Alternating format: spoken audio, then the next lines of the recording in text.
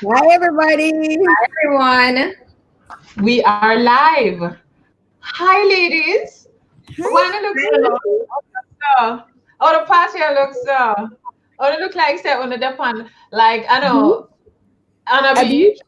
Yeah, like some beautiful resort somewhere like Jamaica. Well, I will tell you that I'm getting ready. I'm getting ready for the reopening of the overwater bungalows that Sandals has. I'm trying to decide if I really want to do the overwater bungalow or the river suites. So, Oh, but I'm ready. I'm ready. If you want Abby's to go girl. somewhere that has horses that you can play at Chaka. Very Maybe happy. that's why I need to tell people the business. This is actually my, I guess, horse here because I got to play polo today. I'm so excited. I was the only female again, and I scored all the goals. Is that I what it's believe called? Is it called a goal? I don't know. I'm not, Whatever whatever it is, I'm the one that scored. Okay, I got no, 3. now I'm so impressed. You're my heroine. I want to be you when I'm not afraid of horses. I'm gonna like ride horses. I'm just gonna ride in, resting on my bulletproof vest. Just hey. I'm gonna just sit on the horse. Mm, mm. So, so since we're riding horse, Nye, you did an Yes. awesome review of The Wait, Clash. I want to Where introduce we need to myself now. Suppose the people them don't know who they're listening to. Oh, we Hi didn't do our start. introductions. We Good forgot. evening, viewers. We are the Emerge Trio. Is it, Welcome. is it trio or a trio? No, it's trio, not Yeah. a trio. It sounded like you said trio, so I wasn't sure, Rush. That's why Like, three. I'm getting a speech impediment in my old age. So my name I is won't let her see. Adrenaline Rush.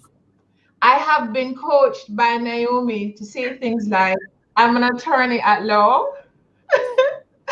I'm a speaker, I'm a CEO. woman, I'm a CEO. Now you need to train me some more. So my name is Rochelle Cameron. I am super excited for you to join us for another Detour Essentials with the Emerge team. Today we have a very special guest. We're going to talk about our special guest a little later. I know who the special guest is, and I know you guys are excited. We are really excited ourselves. If you notice, we are representing today in our resort colors because Yes. we have decided that if we are in our resort wear, the resorts will soon open and we will soon be wafting in the breeze, in the Caribbean breeze, with a drink in our hand, just like that. What do you have, Nye? Tell them about yourself and tell them what you're drinking. I was Okay. drinking Sangria today and I think I'm a little tipsy. So I'm So, not drinking. so I'm trying to imagine that I am either on the beach or by the poolside, and I'm enjoying a delicious passion fruit mojito or mimosa in this case. To really feel like we're here, that everything is open because I'm ready. I am ready. Yeah. Ready. And then But you hear in the background somebody go, Naomi, and it's your good body man. Got you, Nye. So my name is Naomi Garrick, also known as the PR chick, and I'm a personal branding coach as well as a PR consultant.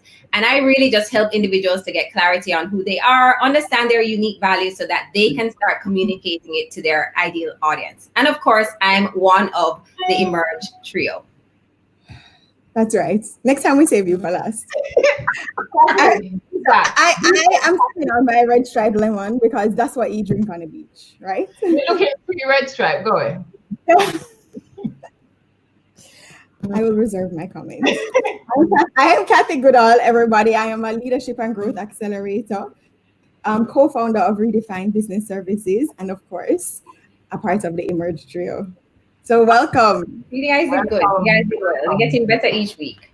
Yeah. Right. Thanks, Teach. So guys, nice. the big thing this weekend. What was the big thing this weekend? Battle. Yeah.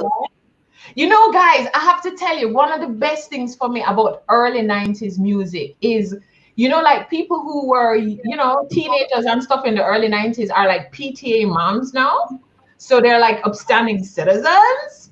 But like when they hear gal in your body writer, like Remy and then your big fat sister Naomi, like they are like, I might tune that on another ear, and you can't believe you're like PTA mom, stop it. Russian So, style. guys. You know what's funny? So while I was watching the battle, my son was watching. He's 14, and of course he knows all the popular Beanie Man and Bounty Killer songs, but he doesn't know the history, right? So I was actually FaceTiming with both my brothers, one in California, one in Minnesota, and of course we were not behaving. I'll just say that. And my son was just like, "What is wrong? Like, who is this person? What is wrong with you?" But as you said, there's something about that 90s dancehall era that Had another year. everything in there. That amount of gunshot I bust, my neighbors must want to know who was inside Yes, my house. yes, Kathleen. I'm a good Christian girl, and I'm busting pure gunshot inside here. I was like, Angry and miserable. But it was really, really amazing. I mean, I think a lot of us are still on a high from that experience. I mean, there's so many people talking about it on the radio, TV, online, just about, the fact that it was such a big win for just Jamaica. It's something that I feel like really needed right now during this time. And it just brought our brand once again to the forefront for something else. We're going to talk with Adam Stewart about, the amazing contribution that he has made to the tourism industry. But entertainment also goes hand in hand with tourism. So I just think it was such a big win for Jamaica. Jamaica was trending. We're still trending. And people are talking about us in a really positive way. So I thought that was super awesome. Yeah. And you did an awesome post, Nye. Thank you. I was like, that's my friend. That's like, you're bright. You're bright. I was just so excited about it. And I just wanted to just talk about the things that I thought were really winning for Brand Jamaica for that particular, for Versus. And it led to me doing this radio interview. My neighbor just told me that he saw them using my quote on some other programs. So I was just like, oh, look at that.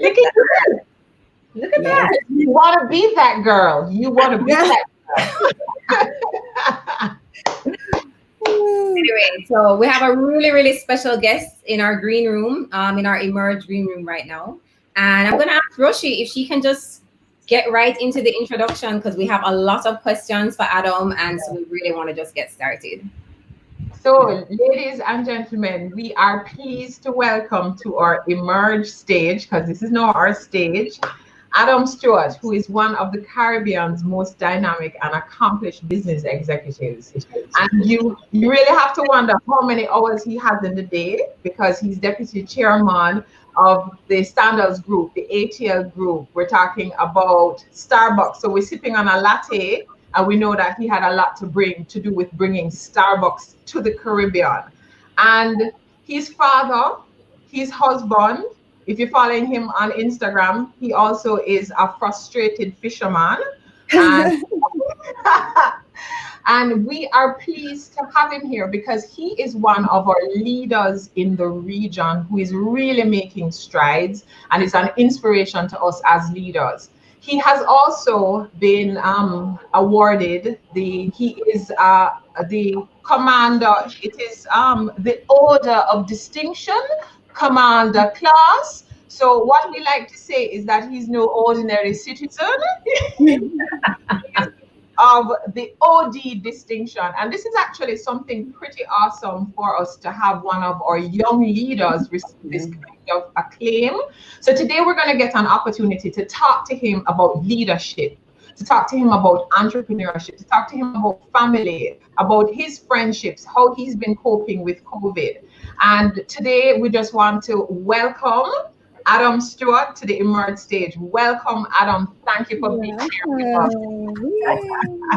So great to be with you. I knew this would be a lot of fun, and you can see that happening already. Yeah, we're definitely a fun bunch.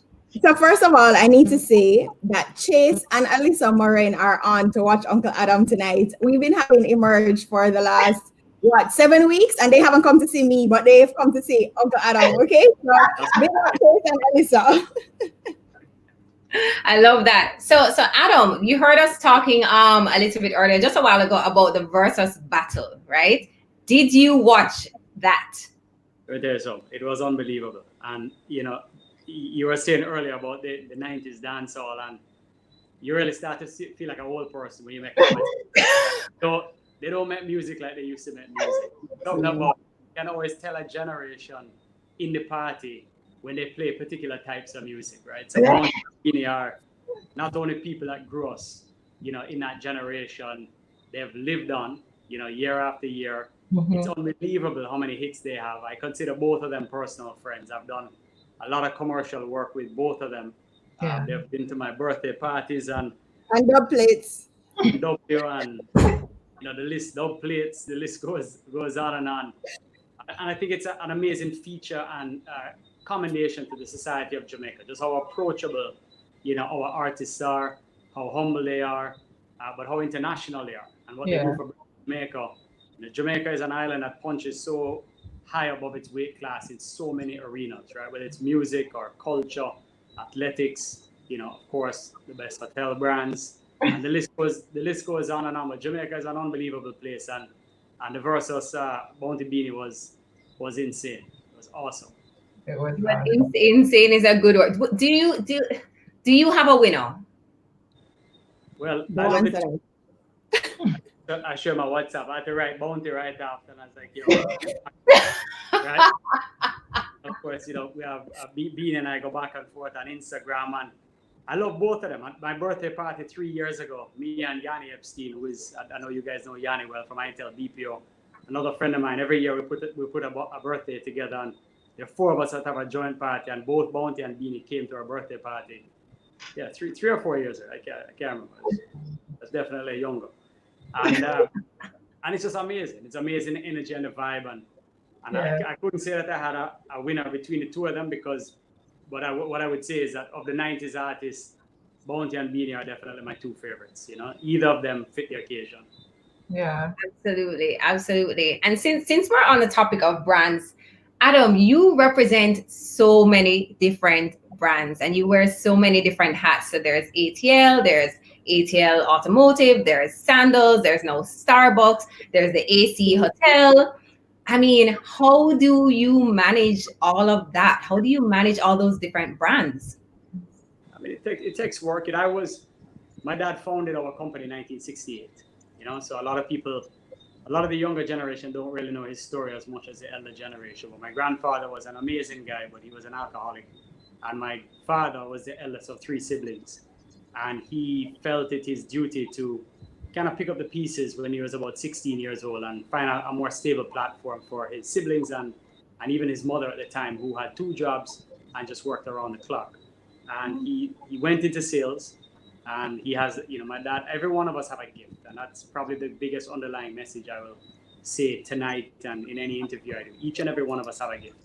And we have to figure out what that gift is. And his gift was sales, and his ability to see things and turn those opportunities and convince people and inspire confidence. And so, that led him working for just about 10 years for a couple of companies, but primarily one. And then when he was 26 years old, he started the ATL group, or started the venture of going out.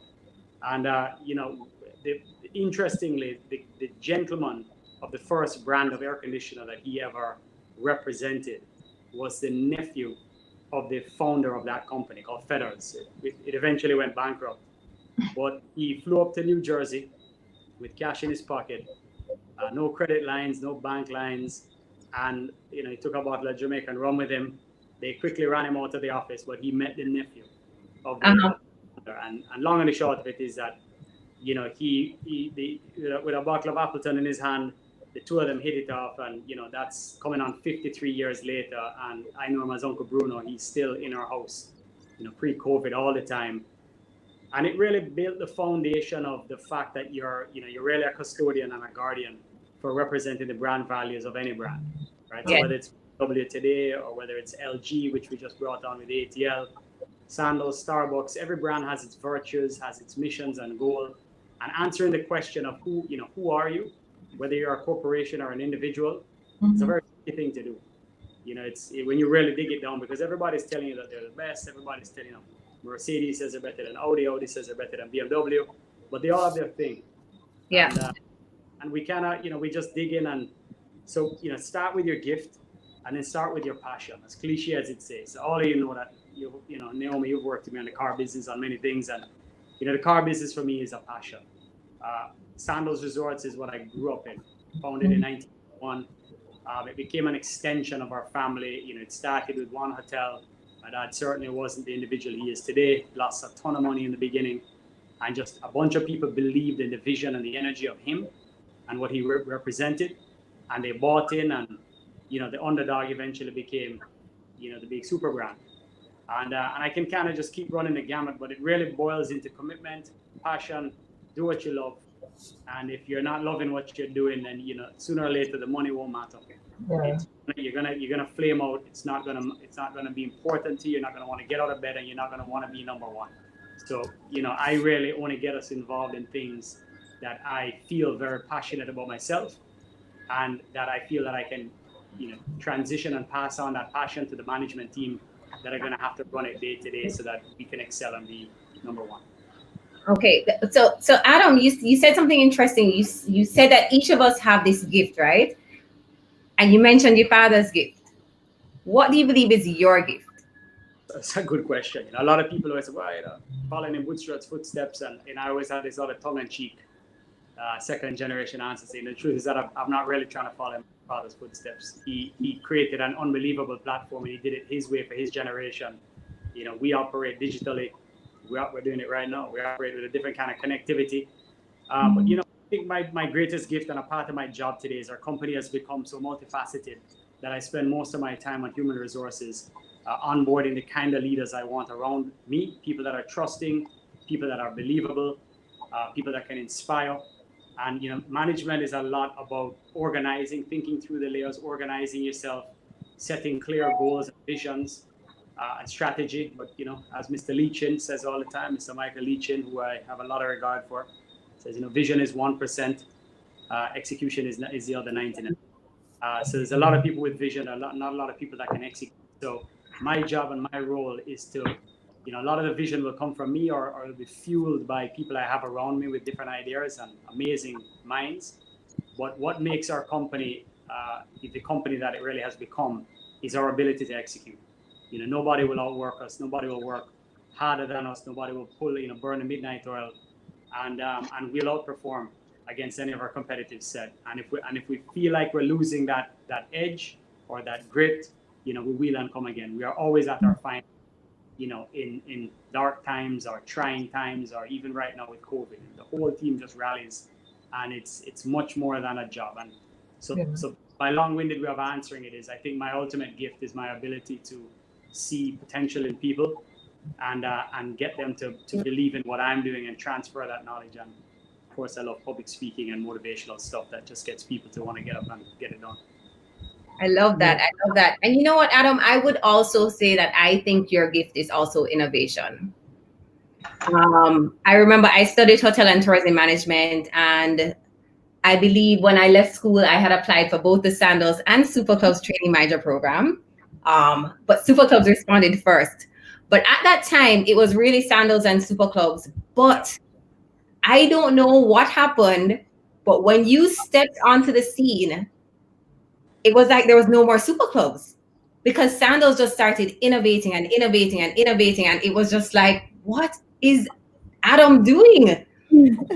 My dad is still there. Right? It's very important to understand he's still there, and he's still, for a guy who is going to be 79, almost early July. It's amazing how much comes out of him. But in order to get back to who you want to be, that question of who are you as a company, what are you? Yes. Our company loves to be able to say things like the world's only, the best, the biggest, the this, the that, even if it's the most private. Right? We love those adjectives in front of definition around product that puts you in a category of your own. And what a lot of people misunderstand is clearly you have to be as good as you say you are, right? And you're only as good as your customers actually say you are. And today in our generation, consumers have an ability to tell you what they think about you privately and publicly in a way that no generation prior to us has ever had. So you have to be as good as you say you are, or you're a sham and you'll be found out. But what drives and creates that space of being number one is the relentless pursuit to always do more. So I can align that to any one of our businesses. When we brought Starbucks to Jamaica, I flew to Seattle. I met with the head of Starbucks design. The guy was the coolest guy. And I said, listen, we really want to influence the artwork in our stores. We want to bring Jamaican culture in at a higher level. He's like, yeah, man, I came to Jamaica in the 80s and it was unbelievable. And the guy just bought in. And then we were able to do stuff that, doesn't happen in all the Starbucks stores that you see. When we built BMW, I said to them, listen, there's a thing in the Caribbean where people believe when you service your car that they take genuine parts off and they use non-genuine. I said, I want to put a hole in a glass window in our showroom so people can see their cars being serviced to show that the back of house is as clean as the front. Inspires the staff, inspires confidence in the customers. And I battled with them because they've never done that in the Caribbean or frankly in Latin America. And I said, look, I'm not going to do it unless we do this because I'm trying to prove a point here on a multitude of levels. And eventually they allowed us to do it. They made us build a smaller window. I wanted an 8-foot window, but we got a 12-foot window. But it's still a window, right? And there are little things that, require you to push and push and push. With Sandals, it's all about privacy. We're selling romance. With Beaches, it's all about family. We're selling family time and connectivity, and love and family are two things that are infinite. So they're great business platforms, but you have to keep evolving because Disney's evolving. Every other product we're competing with, Royal Caribbean Cruise Lines is evolving. Everyone's evolving, and the evolution comes across all the spectrum, right? So whether it's water sports or bridal programs, whether it's food and beverage, food has completely changed. All this fusion and mashing up things, and so you have to really step back, figure it out, and then find a team that can execute and implement it. And innovation becomes the centerpiece. It really does. What keeps propelling you. Yeah. So, I think I have one more question from my segment, guys. And it's really about how do you manage your I get this question a lot about, your online personal brand versus your professional brand, right? And I follow you on social media, so I see that you include all the different aspects of you, and what makes Adam Stewart. But what's your thought process as you choose to share content or information on your online platforms, knowing that you have such a great reach and such a great responsibility as a leader to so many, across the Caribbean? Yeah, look, I think it comes down to being natural, right? So I am who I am. Who you're talking to right now I talk exactly like this when I'm in my meetings. I love to hand over authority to people and give them, rope to prove their abilities. And, we're all about trying to get people. We do a survey in Sandals every year. We did it last year, 2019, and it was so high that I asked them to do it again. And the $1 million question of the survey is, do you feel that you can achieve all your goals by working for this company? And 82% of 15,000 staff members said yes. Wow. I said, possible, right? There's no way. So I said, go and do it again. And it came back the second time at 81%, right? So, at the end of the day, it really is about authenticity. Social media has given us the ability to humanize commerce, right? Yeah. So that to put a name and a face and a person, and the greatest opportunity that all of us have in small states like Jamaica or the Caribbean is everyone knows everyone. So it's good when things are going well. Yes. Things are not going well because they're going to find you. And I always say to my team, I say, look, at the end of the day, the fact that people call us, whether they write us, DM us on social media, or they find us and the person gets your number is the greatest privilege because they believe in you and the trust that you've built in yourself, your self-image, your company, and they believe you're going to take away their challenge or their problem and you're going to fix it.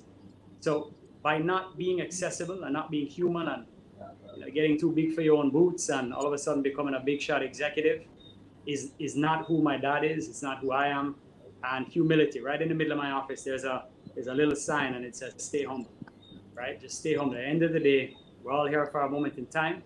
We're all here doing whatever we're doing. Hopefully it's surrounded with passion and you're finding your gift and being great at it. And at the end of the day, we're all going to walk out with nothing.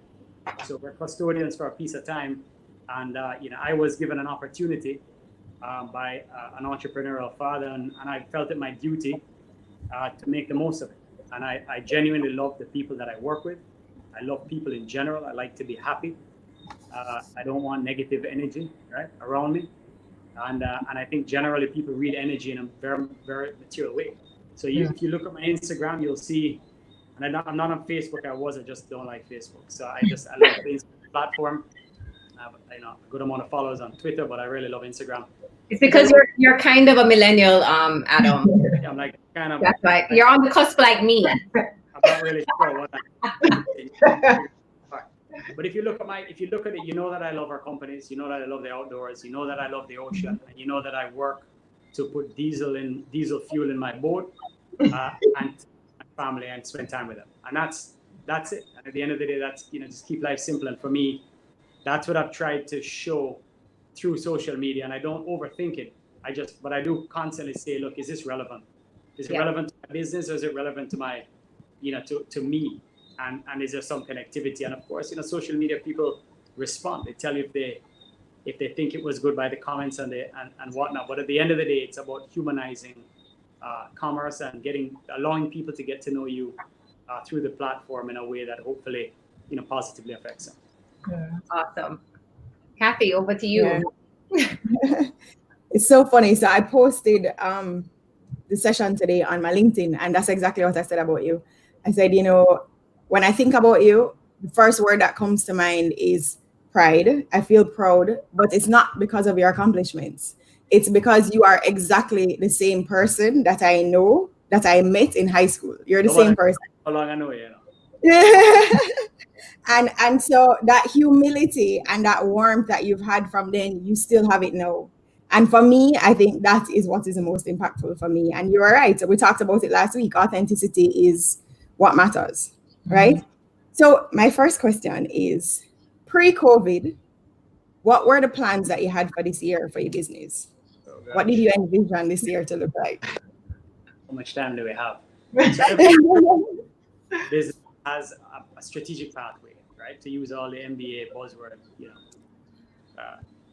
language. Everything had a plan on where it was going to go.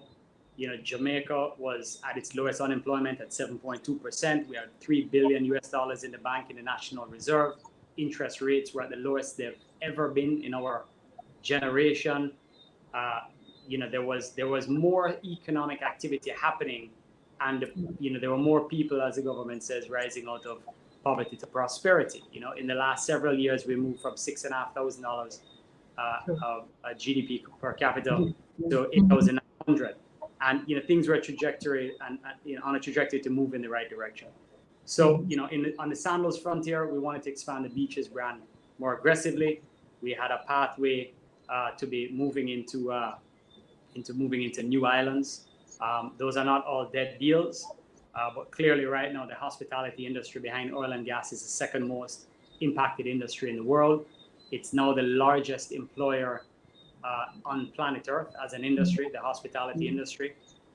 There are more people, today in Jamaica, it's my estimate that, from the 7.2% unemployment that we had, we're now properly over 50% unemployment. So, remittances is the second largest industry that we have. We earn 4.4 billion in economic earnings as a country. We earn 2 billion off of remittances. Those are going down, or 4.4 billion, who knows, maybe it'll end up at 3 billion this year, or high twos, but it's going to be significantly down. So there are a number of things happening, right? There was a health crisis, which has now led to an economic crisis, which has now led to a social crisis, and you could almost say a digital crisis, because we've been forced, or a communications crisis, because we're trying to find ways to stay connected.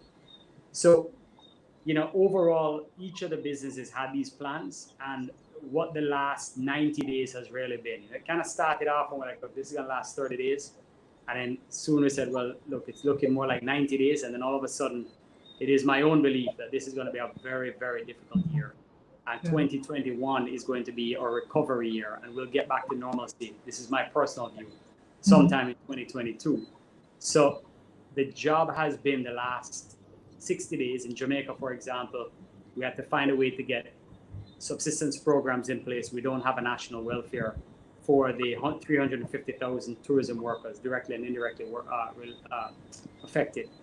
Then, before that, this is going to last 30 days.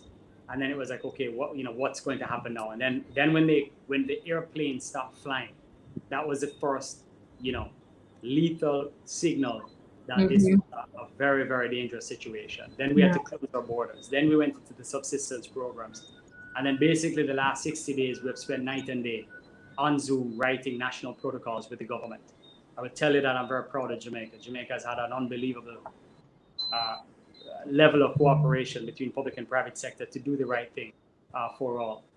And now we're focused on the reopening of our borders at the right time, in the right way. But the documentation is there. It's as good as anyone's anywhere in the world. It's been filtered and filled in by some of the leading hospitality enterprises in the world. Of course, Sandals has an amazing one as well that we weighed in.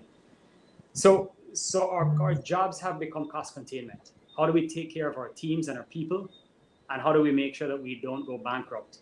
I use that word loosely, but to give you guys an example of what we're up against, I'll use the AC Hotel, since it's my new venture and you all come to the bar and support me. Thank you. We had Emerge there. And you had Emerge. That's correct. So we had $3.5 million of pipeline commitment business, meaning events and things that were going to happen into the infinite of time. In a 10-day period, we went from 84% occupancy and $3.5 million of future business on the books to 4% occupancy and $150,000 of business in 10 days. And that's because all of you that go to hotels, you understand that it's not a protected industry. And usually within 30 days, if you're in a leisure hotels, you can call up and get your money back. And in a business, you can usually do it within 48 hours. So there's no sort of protection. Right. It has to sit there and you have to pay JPS. And for the AC hotel to sit there cost me $350,000 a month without paying principal interest. Wow. That's just electricity and all of what happens. So as a business person, we have to quickly move, take care of our team, keep the infrastructure of tourism together. And, we work with the government on the BEST program and the CARE program and do everything we can to cut costs anywhere we can to make sure that we survive. And we've all seen the bankruptcies that have happened left, right, and center. And, it's a reality of what we're going through. Yeah. Well, you've answered my next 3 questions. So let me move to, you told us that your priorities have changed and you've been focusing on cost containment up until now. But now that we're about to reopen, what are the next steps? So we're still very much in cost containment, right? Because what's going to happen in tourism is we're going to open very slowly. So the aircraft that are coming are going to be restricted to somewhere between 60 and 70% of their seat capacity. That's because some airlines are leaving middle seats open. They all have different protocols. American Airlines is seat open. They're one of our biggest carriers. So the industry is likely to reopen with something like 15 to 20% occupancy overall, when the national average is about 68% annualized. So we'll be at about a third or less of what we're used to seeing. Then we have, let's just hypothetically say we open in the middle of summer. Let's say we open July 1st, and that's not an announcement. I'm not the government. Yeah. Then you have July, and then you have 2-3 weeks of August.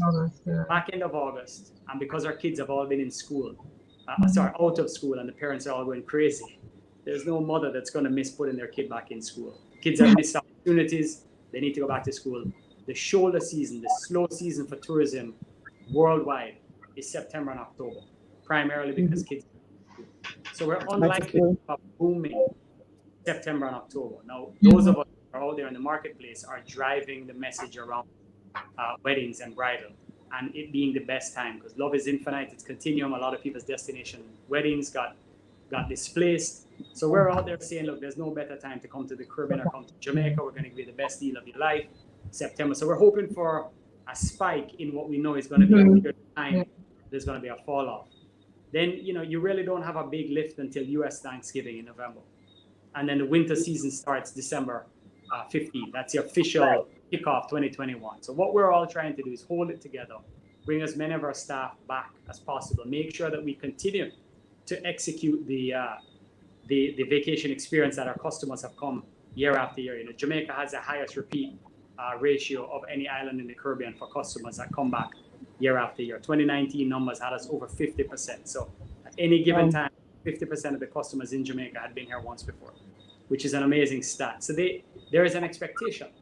So what we have to do is make sure that with the limited occupancy and with the limited business that we can get that we can still execute. But Jamaica and the Caribbean, you know, my dad and I always say that Almighty took more time when he created this part of the world. It is more beautiful, it is more interesting, it's more curious, it's got more, you know, it's a kaleidoscope. Yeah. Absolutely. Rivers, mountains, beaches, gastronomic experiences, reggae music, the list goes on and on. Carnival, you name it. We're interested, and people are going to come because what we have lost is our freedom to explore that curiosity. Yeah. That curiosity is not going away. It's only burning a pent-up demand. So I feel optimistic, but we're still very much, Kathy, in a cost containment world until we see what happens. When those first few planes land and we see how much of the business held, meaning that people that made reservations, did they actually get on the plane? We'll know a lot more in 90 days from now than we know today, just like we know now than we did some months ago. Yeah. So again, you've answered my last question, but I think I want to touch a bit on what does recovery look like. But earlier you were talking to us about privacy being a priority for a lot of people that are going to start to, you know, travel again. So what does it look like, or what does recovery look like, bearing in mind that people are going to be a lot more cautious of the places that they go and what they expose themselves to? So the, you know, luxury and quality, and, you know, I promise you, if I ask each one of you 3 women online with, you know, what kind of shoes you're wearing, you know, if I ask you what kind of purse you have, you know the brand. We're brand junkies, right? As consumers, we're brand junkies, and, you know, maybe this was the Almighty's way of pushing the reset button on all of our brands. But, you know, at the end of it all, the customers,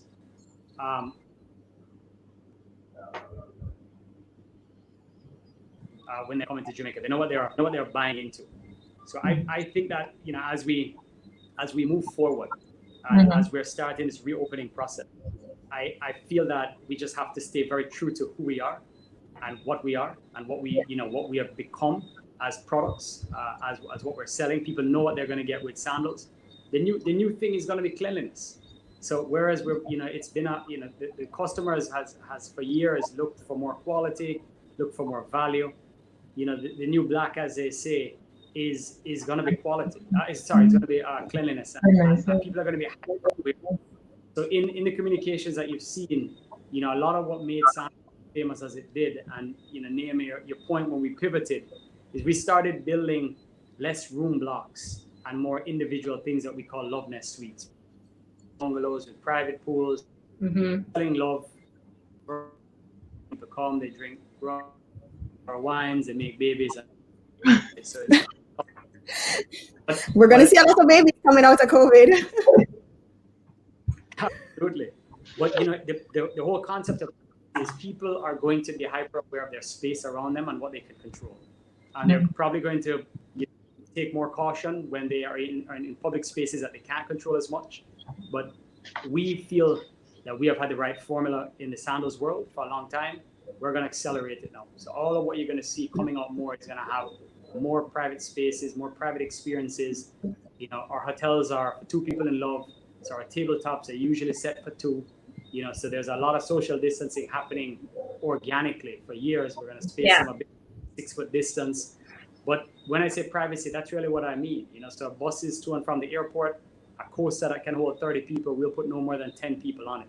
So every step of the way, we've kind of gone through the platform and said, how do we make people feel the Sandals experience, but not have them feel intruded?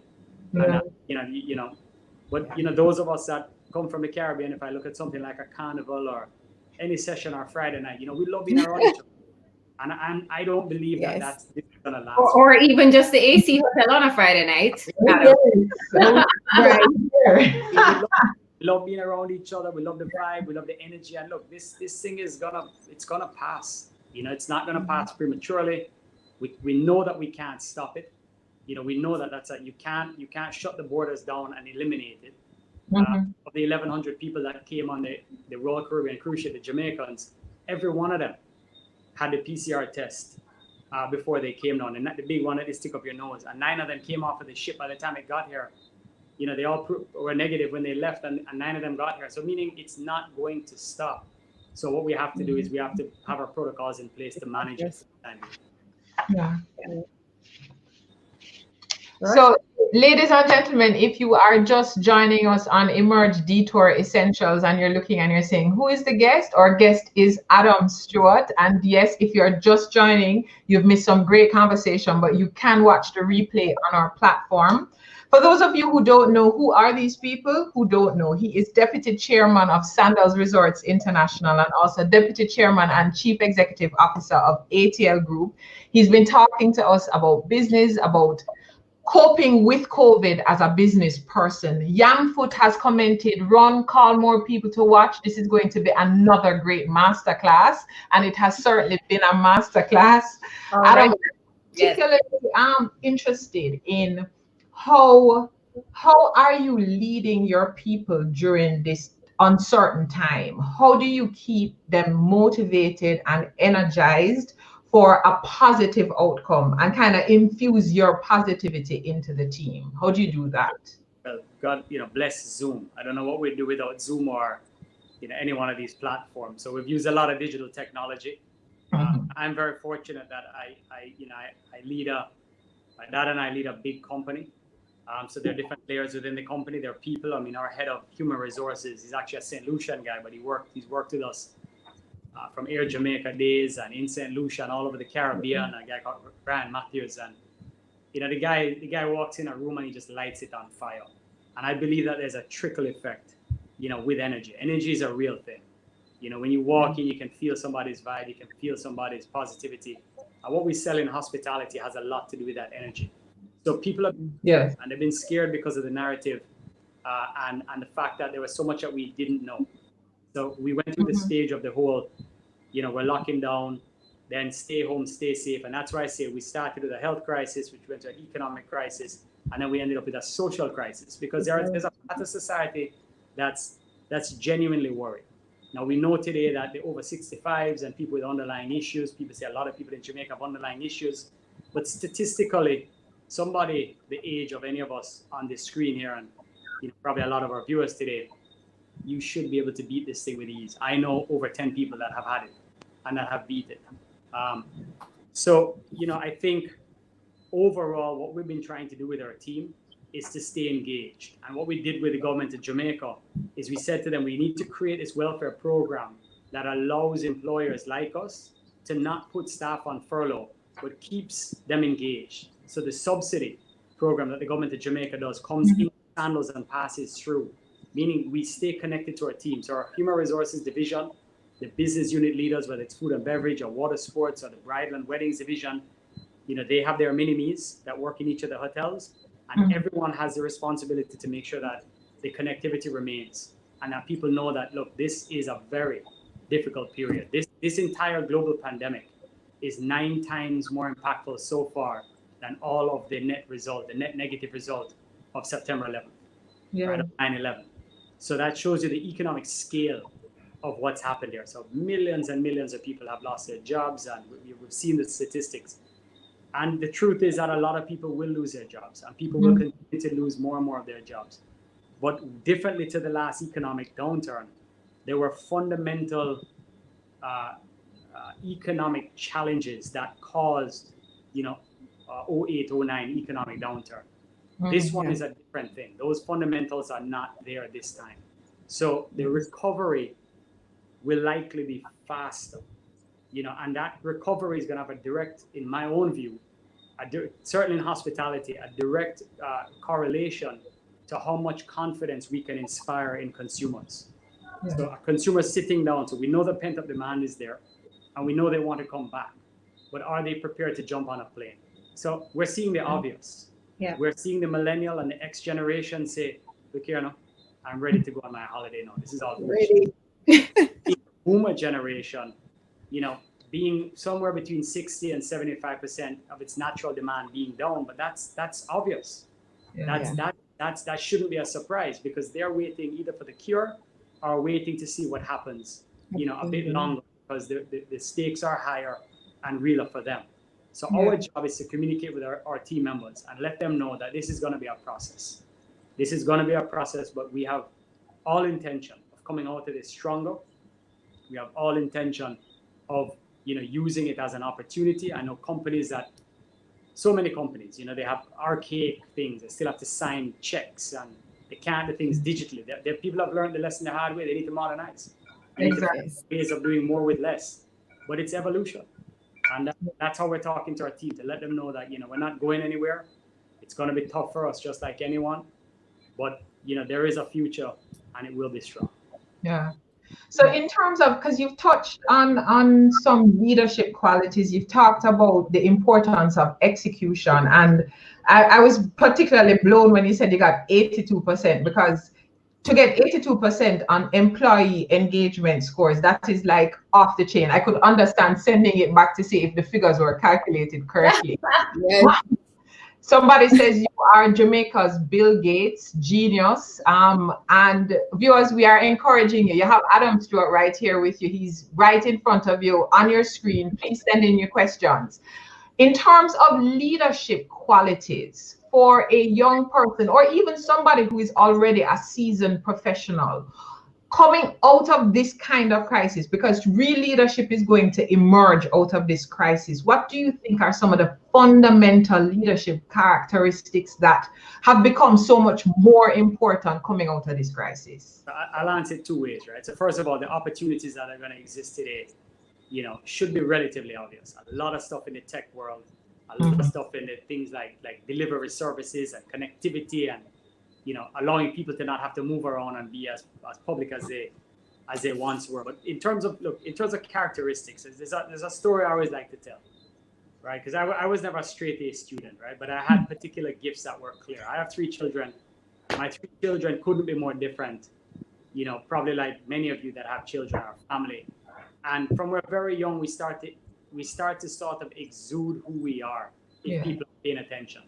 But we live in a scripted world that says you have to go to prep school, kindergarten, then you go prep school, and if you're lucky enough, you go to high school, and then if you're really lucky, you go to college. And when you start going to college, they start asking you, what do you want to do in life? And the real point is, how would we know when we're 18 years old what we want to do in life? The statistic is something like 74 or 3% of people that study one thing do something else in life. So my message to my staff, my message to our team, we say it all the time in the automotive business. I don't want to hire anybody in the automotive business. I want to hire people that love cars, right? Because I'm looking for your passion. I can train you any skill if you have that natural passion within you, right? Yeah. So Sandals mantra, hire the attitude, train the skill. So we're looking for smiles, we're looking for energy. And then we'll train you how to do anything, from making sushi to scuba diving to banqueting, we'll train you. So you're 18 years old, you go to college, or you're starting to go to college, or 19, whatever. And, they start asking these questions of who you're going to become. And the reality is that, you need to see the world. Exposure is the simple, greatest thing. So what I believe people need to do is look within themselves and have an honest conversation with themselves as to what do they really love versus what is society telling you to do. Yeah. So I stood up in front of 2,500 of my staff in Jamaica at the Montego Bay Convention Center last year. And I said to them, if you are not loving what you are doing, I'm asking you tomorrow to go to your superior, go to your general manager, and tell them that you're not enjoying what you're doing, because this company has a platform. We have a thing called the Sandals Corporate University, where you can go from not knowing how to read and write to getting your math paid for by our company. We have 8,000 staff enrolled in it right now, completely free of cost to our staff. That was our gift to the company when we turned 30 years old. And I stood up and I gave out my cell phone number and said, and if they don't call you, you call me. No, nobody called me, because the general managers know we're in business and they know that we're executors. And if people are not happy, I have a question to ask why they're not happy. Because at the end of the day, people need to be given those opportunities. Now, there's tough love conversations. MTV Cribs, I always say, is not a real thing, right? You have to work for it. You have to think our generation gets a bad rap. And when I say ours, I mean the millennial generation, for being people out. That's our generation. Our generation, right? You have to work for it. But a lot of times you're asking an individual, whether it's an employee or a student, a question that they cannot answer. And for those of us that have been around the block a little more in terms of experience, we have to create a pathway to give people the opportunity for them to figure out what their gift is. And when you figure that gift out, do that. Whether that makes you a millionaire or whether that makes you comfortable, you have to follow your gift, because you're going to do it. You're going to do it with so much style and grace, and you're going to outperform, and you'll make yourself the top of the pack. Yeah. Yeah. This is I've been doing a lot of work with small businesses through COVID, and I know that a lot of our viewers are entrepreneurs who are small business operators, and it's been a difficult time. People have seen their dream just close down overnight. Yeah. You talked about even what happened with AC Hotel. Your father started what is this worldwide, this multinational conglomerate. And he started with just flying up with some money in his pocket to talk to the man at FEDA. And he talks to his nephew. And from that, he builds this because of his gifting and talent. And I would like you to, just to address some of our small business owners who have kind of lost hope. You and your father, you would have tried various business things, and sometimes they didn't work out. When you're a small business owner, what would you encourage persons to do to bring back that passion and to reignite that dream that they've had that seems to have gone up in smoke? I mean, the first thing I would say, right, and I credit my wife all the time because she's a Pilates instructor, and she's very she living the life of meditation. And I would say to you, and she has taught me the power of your own internal energy, probably more so than anybody else. And it really starts with your mental health. So those of you that follow me, you'll know that I get up in the morning and I usually run somewhere between 2 to 5 miles most days. And what that does for you in terms of your endorphins and clearing your mind to be able to think. Your business is secondary to your own self. It's secondary to your own family. It should be, right? I mean, I grew up with a powerhouse dad who really put the business first, second, third, fourth, and fifth, as he always says.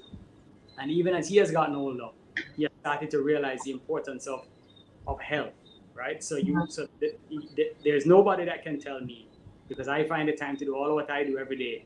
I get up usually at 5 o'clock in the morning, and I go run and I exercise between 5 and 6. To the person that doesn't do it, you say, well, you must be exhausted. You get more energy. You think. Yep. So the first thing I would say is take a good, long, deep look at your lifestyle, your exercise, and what you're putting in your body. Get your mental health in a fighting shape. That will be the beginning of your day. That's 8 a.m. now in the morning. Your head is clear and you can think about your business. You'll think deeper and harder. Yes. As you get to your business right now, I'd encourage everybody, focus on costs. Businesses go out of business because their costs are too high, right? Somewhere there's always a relation between revenues and costs, but it's usually the mounting costs that if you saw Hertz file for bankruptcy, while filing for bankruptcy, they still pay their executives bonuses. I mean, it's absolute, right? But crazy things happen. Yeah. So those are the kind of reckless actions, right? So the other thing I would say is that the journey of getting there, we have all had our failures. I paid keen attention to Richard Branson. He's somebody that I've admired on a multitude of levels. I've met him many times. And it's quite fascinating to see what has happened to the Virgin Group during this process. They could never have predicted it as to what happened. So, after 40 years in business, almost 40 years, I think 37 years, Mr. Branson was at a place where he was starting to hand over and let go, and this, and he has done a good job of that. And he, like the small business owner, is going through the identical situation, starting to lose faith. You don't have the revenues, things that are outside of your control. Controlling what you can control is really important. You can't waste time dealing with things that are out of your control. You're never going to convince Republicans to be Democrats and Democrats to be Republicans. You're never going to convince parts of society that you're not going to. Don't waste your energy. Focus energy on things that are going to be productive. Try not to get emotional. If you're emotional about anything, go sleep on it. any major decision I make, I go to bed first and I sleep. I wake up the next morning, I exercise when my head is clear, zone it out. I then say, all right, let's try this again. Let me see where I feel, where I am today. If you're emotional and you're not conscious that you're emotional, Yeah. you make a misstep. So stay level, stay balanced, don't lose your cool. And and all of that I say as a precursor and a prelude to, do you have the right business model? All of that will allow you to think deep on whether you're actually, swimming upstream, or is it something that is relevant?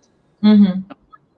Ultimately, everything that we do is we provide a service to a need of a consumer. And we want to be the best at doing it so that reputationally we get that momentum that keeps us moving.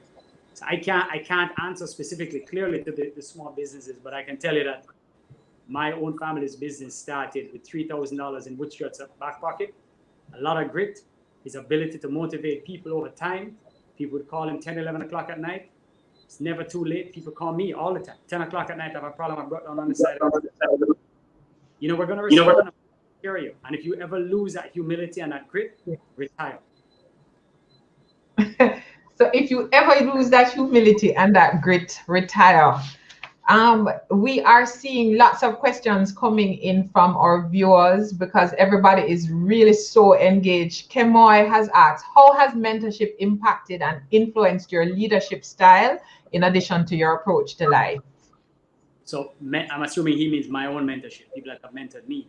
Yes. I have had people that have reached out to me in ways that I don't deserve. People in the airline industry, there was a guy who ran American Airlines for many years called Peter DeLauro. Mm-hmm. What many of you would know in Miami as the American Airlines Arena. He was responsible for the Miami hub that built all Latin America. Been a friend of Sandals from I was a child, and he's an amazing man. He is from the country of Uruguay. He was an orphan. He started as a baggage handler and became effectively the most powerful, consistent man in the airline industry. And he used to call me when I was in college at FIU, and he would invite me to meetings and just have me sit in the back of the room. He would say nothing to me. He wouldn't explain why I'm there, but I knew that he was trying to transfer some kind of knowledge to me. And for some reason, he always felt I had a particular gift. The man is 44 years my superior, and is a guy that, has reached out. I served under Michael Leachin for 2 years on the Economic Growth Council. Mr. Leachin has an amazing mind. Anybody successful, there are going to be people that say good and bad things. Mr. Leachin, in my view, self-made, did it, saw things that other people didn't see. He has a formula. And I could go on. And the long and the short of it is, the word is really exposure. Mentorship gives you exposure to things, culture and traveling to Europe, traveling to America, traveling to South America, shows you another way.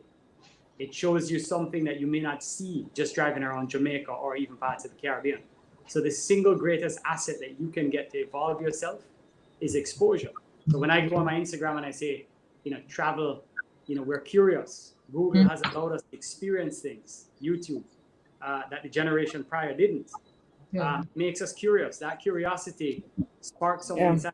Get on a plane, and then we get exposure. And that exposure, I founded Island Roots in 2009 after going to Africa and skiing. We were packaging up Duns River Falls and horseback riding. They were packaging up safari. They just did it a whole lot better than we did. So the brochure at the time was prettier, and it connected to TV. This is before digital, right? So it had literally had a DVD. This is 2008. But I stepped back and I said, I had this aha moment, and I'm like, they're doing the same thing as us, but they're just doing it way better. Their communication and marketing is way better, and that was the beginning of Island Roots. And last year we sold 700,000 tours and experiences throughout the Caribbean, through 12 islands. Wow. Mm-hmm. One seed, if you build the right team, but it starts with exposure. Yeah. Now I see you nodding there in those bright yellow earrings. I heard the mention of horseback riding. So Adam now has taken polo over the last couple of months, and I think she's training now for the Olympics. So now let me hand over to you. So we call her Emily. So let me hand over to you now. Rochelle, we have to stop, okay? You know what I love, Adam? I love that you spoke so much about the importance of mindset and energy and, meditation and just finding that quiet space. And not just as an entrepreneur, just as individuals is so important. So the first question I had was, how do you recharge? You spoke about napping when you're trying to figure things out. I do the same. I think my brain automatically shuts down and then I have to sleep and then wheel and come again. But what do you do to recharge? Yeah, I mean, look, you're useless to yourself, the people around you, if you're burnt out, right? You're going to be short week. Nobody has to tolerate miserable people. They shouldn't have to. Nobody should tolerate people that snap at them. And, I'm huge on respect and how we talk to one another and how we treat one another. And anything can be dealt with, but it's how that's going to define, right? So when I get to that stage, I know I'm stage, right? And I don't need anybody to tell me. So for me, it's simple. Jill and I got married in the Blue Mountains, and we love going up there. She's Turkish. My wife's in the Bahamas. We love to go to Exuma. We love being on, in the ocean. Exuma is the most beautiful ocean I've ever seen anywhere. We went on a honeymoon to the Maldives. I grew up believing that Fiji and the Maldives are the most beautiful part of the world because I saw pictures that made it look that way. And frankly, we were like two spoiled brats when we got there because it was beautiful, but it wasn't as beautiful as the Bahamas and the Caribbean parts of Jamaica. It wasn't.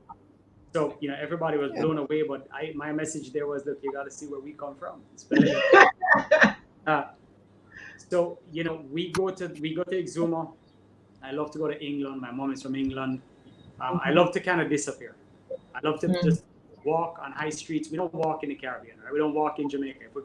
If we go down the road, we get in our car and drive go down the road. And I love to, to go to London or go to parts of England or Europe and just kind of just disappear. I don't need a lot of time to recharge, but it's nice to be able to do it.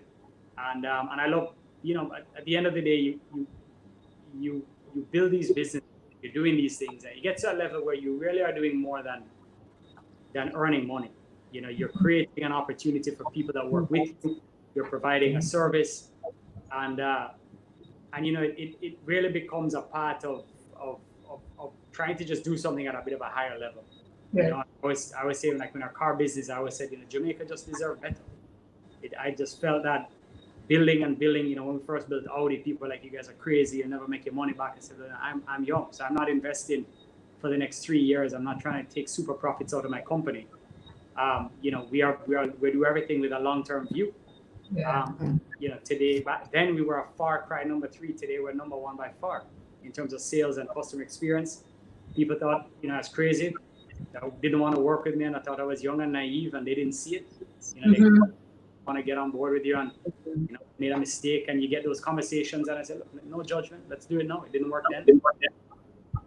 So recharge is an important thing, and you really just kind of got to get to what you want. So for me, if I don't go to the hills, if I can in the summertime, go to England, or Exuma with my wife, family, and a point I want to make really is that you get to this stage where you're doing something great for your customers, you're doing something great hopefully for your team members, but at the end of the day, whoever you consider your family, whether they're biological family or they're people that have been there for you, friends, you work to be able to spend time to be with the people that you love.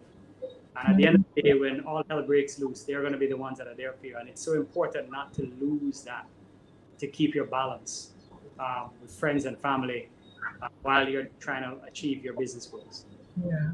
Well, that's great, Adam, because that actually led right into my next question, was really around, how do you see yourself as like a family man, and also, especially right now, as a COVID dad? That's a new experience for a lot of people right now.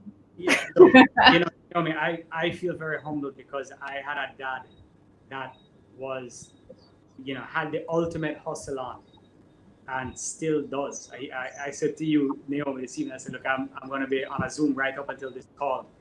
And I was on a call with my dad and our team right up before this call. All day, he's still at his age hustling, right? And as a child, I missed a lot of his years. He was gone to Japan for Panasonic with ATL. or to parts of America for ATL. And then when the Sandals group really started to kick in, he was constantly on the go, and there was no FaceTime, there was no Zoom, there was no iPhone. So it was a real sacrifice. He must have felt something missing, and we as children certainly missed him. But that has shaped me into who I am. So I always say to people that haven't had kids, you cannot understand the love for a kid. You genuinely cannot until you've actually had your own kid. And every day it keeps growing, that love. And so for me, I live a crazy life on a plane too, right? It's just a feature of who I am. I'm on a plane over 200 days a year. And it's crazy. So you're back and forth, but I will do everything I can to come home and have dinner whenever I can, right? So I will leave the office, come and have dinner, put my kids to bed, and go back to the office if we're in the middle of some kind of thing. So I said it earlier and I'll say it again. My family comes first, and they will come first. But that doesn't mean that I sit at my house and have leisurely days. Yeah. This is a business of being out there and touching it and talking to consumers and going to travel agent shows at the hotel side and automotive shows to launch new cars. And again, if you lose that connectivity, then you've lost something very important to making it all work. So those are the sacrifices. But FaceTime is a really awesome. And so for me, that's where it's at.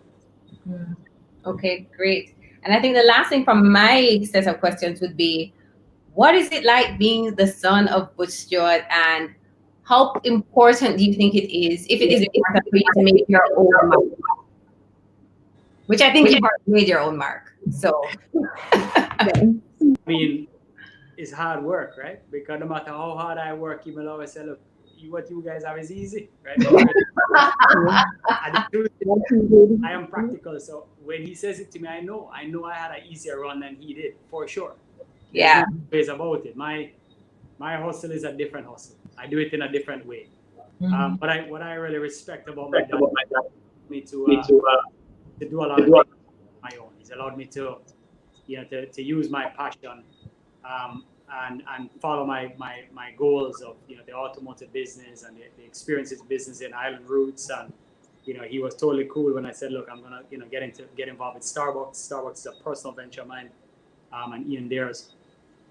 So I respect him, but I also respect him that at the end of the day, he has built something that's big.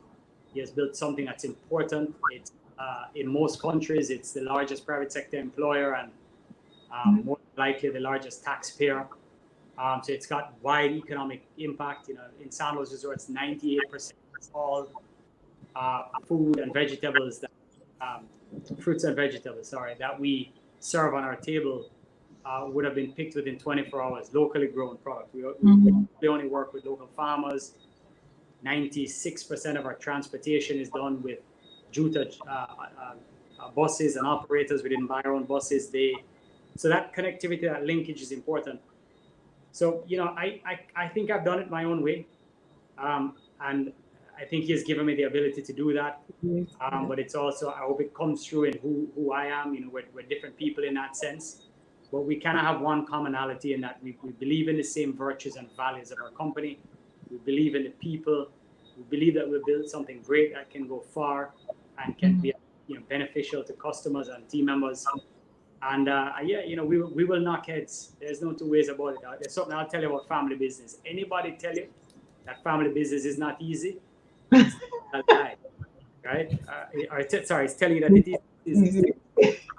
You can disagree with an employee and you can disagree with an executive, and it can disappear.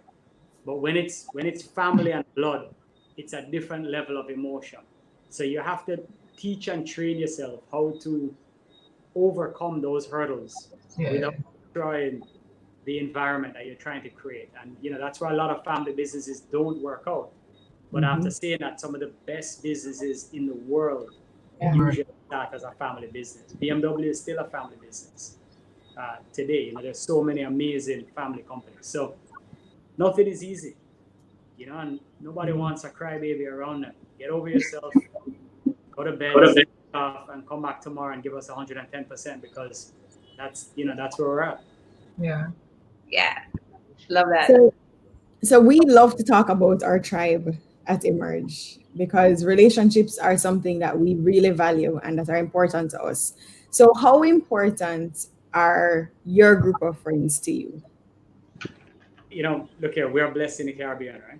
Because it's not, when you travel all over the world, you hear people say, oh, that's my best friend. We met 6 years ago. I have been blessed. I mean, I've known some of you guys on this call for a long time, but my core, I've known them since the day I was born. And we grew up together. We did all the things we weren't supposed to do in prep school, detention together.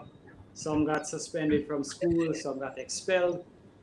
I didn't get that far, luckily. Went through life experiences. I went to a boarding school in 9th grade. I went to Campion, and I repeated the year. And then I went to a boarding school, and I met people in that boarding school that today are some of my greatest contacts. My roommate is the director of tourism for Cozumel, Mexico. My roommate when I was there. I mean, he's a big shot in the government over there now, giving me amazing contacts in different ways. You meet people from Germany. I met people from Argentina, all over the world. And I look back to why I say some of the things I say. I say, I mean, let's be frank. I had a helper in my house when I was growing up, and she would make me dinner. I never had to cook for myself before I went away. I never had to do my own laundry before I went away, and I took that opportunity, and obviously I loved it. And today I tell people that people laugh. I love to iron. And it's like a relaxing thing to me. People laugh when I say it, but I learned it. Not my fave. Have your thing, right? Yeah. The bottom line is that I had my Jamaican crew. Some of them came to the boarding school and I was there. I met other people from the Caribbean. But most of my friends that I have around me, I've had for 35 plus years. And I turned 40 this year. And I feel very blessed, and I feel that's an amazing feature of Jamaican and Caribbean societies. We kind of grow with each other. And I've known each other for years, and that's irreplaceable. Mm-hmm. So somebody asked me the other day, how are your male friends different from your female friends, and what's the dynamic between them? Well, I had a lot more female friends before I got married. That slowly subsides, but I do have a bunch of, one of my best friends is actually my wife's sister, which is ironic because my wife was a year older than me, and her sister and we both went to the boarding school at the same time, and she was in 5 of my 6 classes, so she's literally one of my best friends, right? So if I get into a fight with my wife, I've gotten into a big family, and so it changes, but you start your relationships evolve. A lot of my friendships we started as youngsters getting up to mischief, going through the teenage years and going out, and then you start to look woman, and you get up to that piece of life, and then you get married, and then you start kids, and we're all having kids together, and we're going through COVID together as parents, and then you start getting into businesses together, or you start getting into business discussions together and talking politics together, and life keeps evolving like a ladder. Yeah. When you grow with people that long, you have so much perspective to look back on, because there's just so much meat on the bone. So I do have a good amount of female friends that we've just all been friends for years and years and years, and that so someone like myself is on the go quite a lot at the time. You don't get to see people often, so Friday nights at the AC was an awesome thing for me because it was half work, half just reconnecting, and for me that was a heavenly place to be. Yes. So you talked about the Sandals Corporate University earlier, and especially during this time, we've seen Sandals with being very present in the give back to not just the community, not just to your employees, but also to the different constituencies, to the hospitals, to the medical workers. How important has giving back been to you? And especially as a president of the Sandals Foundation, why is it that Sandals has made it a priority to really focus on giving back? Look, I think it's good on a multitude of levels, right? So I tell this story about how I came up with the idea to found the Sandals Foundation, and it really comes from two very different places. My dad always worked incredibly hard and had the belief, so like, you got to work hard to be able to help people. And my mother, who is, for those of you who know her, is one of the most humble people you'll ever meet in your life. She always said to me, and she dedicated most of her life to charity many years ago. She's not very wealthy by any means. She lives an incredibly humble life. And she always said, look, you don't have to have anything to help people. So she used to work with the Brothers of the Poor and Father Long, and I said, not used to, she still does. And I watched my dad do many things for years privately. And he came from a different generation to our generation. Our generation is so aware. We're so aware of the struggle. You can't hide it. I kind of sat back and said, look, we have these businesses. We have so many customers that come through these businesses. They do great things. They will do great things if we give them a platform. And we have an ability to do something different. Meaning we can connect our customer base with the actual communities that they're helping. So we have a program that we do through Island Roots and the Sandals Foundation called the Reading Road Trip. We pay for a tour. The profits of the tour go into the community. You go and read with the kids. We then put the money into the schools and help fund and add computer labs, and it just kind of matriculates over and over. So doing good is a good business. If you do it well and you're honest and it's transparent, it is good. But that is the side effect from the primary, which is that it's just a great thing to do. We live in a community on a part of the world that we all know people far less fortunate, and we have an obligation and a duty of sort of care to use our platforms to help. So during this downturn, I'll give you some interesting statistics. We started reaching out to companies that we do business with. We got donations from Coca-Cola. We got donations from Tito's Vodka. Tito's Vodka gave us $25,000. And I just want to make a correction. It was announced that the Sandals Foundation gave that $500,000 to each constituency. It was not the Sandals Foundation. It was Sandals Resorts International. We never ever mix politics with the foundation. The foundation always it never hands over money. It always acquires and implements directly. So, the overall, it's just a great thing to do, and of course, it builds a culture. So the people in our foundation is not there to take care of our team members. Our human resource division is there to take care of our team members. Our foundation is there to take care of the children of parents who have no jobs or who are really, in a depressed situation. And the idea was simply that people are good, and they will do good if you give them this platform. And at the end of last year, we passed the $60 million mark, of which 100% of the proceeds go into the Caribbean communities. We're audited by Grant Thornton. We have a board report at sandalsfoundation.org. You can see where all the money is and where it went. 60 million of cash in kind.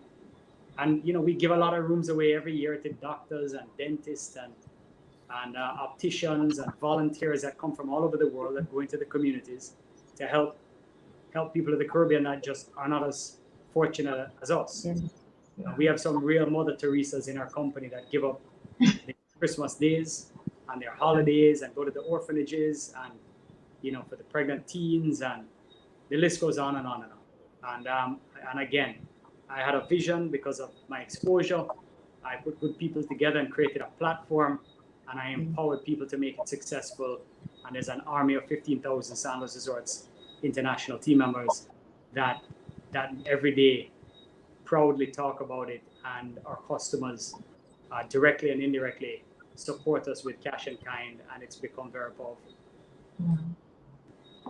So I have one more question before we play a game. What advice would you give to your 21-year-old self? Sure. You never think about that before. I probably slow down. So when I was 21, I really thought, having come from such a powerful business family, that it was really all about just the hustle, and success was defined by, probably more materialistic things. And as you said, I've always kind of been who I am, but subconsciously I always believed that there had to be that connectivity there. Like you had to get it there. You had to get to that level. And I don't think like that anymore. I don't think that at all anymore. I think I would say, the whole value of stay humble has always been within me, but probably slow down, pay attention, absorb more of what's going on around you. But again, I was victim to what I explained earlier happens to all of us. You're being asked all these questions about your future and who you're going to become, and you really don't yet have the experience to answer them. Do as a society. So I think I fell very much into that same kind of trap. I had thoughts of what I thought things should have been, but slow down and be more observant, take more time. And again, I would have told myself, find your gift from her. I made less mistakes if I had paid more attention to that. So we just have a comment that we want to share. Kim White says that she worked at Sandals a few times with internships and she had the most enjoyable experience. So that's great. That's why when she's coming back. Why? When are you coming back? Kadian says, Adam, you're awesome. Yeah. Thank you so much. So we are going to have a little trivia right now. So we're going to feed you some questions and we just want you to give us one word. All of these are one word answers. Or you can give 2 words. So sometimes you have to give 5 words. One sentence at max. All right, who is starting? You start now. Okay. What genre of music do you prefer? Hip hop. Really? Who's your favorite hip hop artist? I love everybody. I used to love Wayne from Master P days. I love the story. But I'll tell you something that my wife, I only have one word, but my wife will. I love the new generation country music, but they've mixed it over pop. Yeah. And I find it stupid. I run to it in the morning. My wife keeps saying, she's like, who did I marry? Where did it come from? And of course, reggae music, but hip hop is my go-to. Okay. I run fast in a marathon is hip hop. Favorite dancehall or reggae artist? Beanie. All right. Ooh, so we got the winner right there. You mentioned that you run to the hip hop. Your pump up song. Like, what's your song? What's your jammy jam that's your go-to song? I love Lil Wayne, Rise Above It. That's good. I never pick you as a hip hop, It's just like somebody said that you love to iron. So people are like, who is it? Who is Adam? This is not who I thought he was. I wash dishes. What? The two things most people hate: ironing and washing dishes. I love it. Don't do it all the time. If you have to do it Right, exactly. Yeah. What would be your favorite soul song or like date night song? I don't know. I mean, I'm a Lionel Richie fan, right? If you go back to the 80s, music of the Commodores or if you put that on, drop Lionel. Drop the Lionel, you know where things are going. Hello. Favorite sport? Favorite sport? I love water sports. So water skiing and wakeboarding, for sure. If you weren't a businessman doing what you're doing now, what would you be doing? What would you choose to be doing now?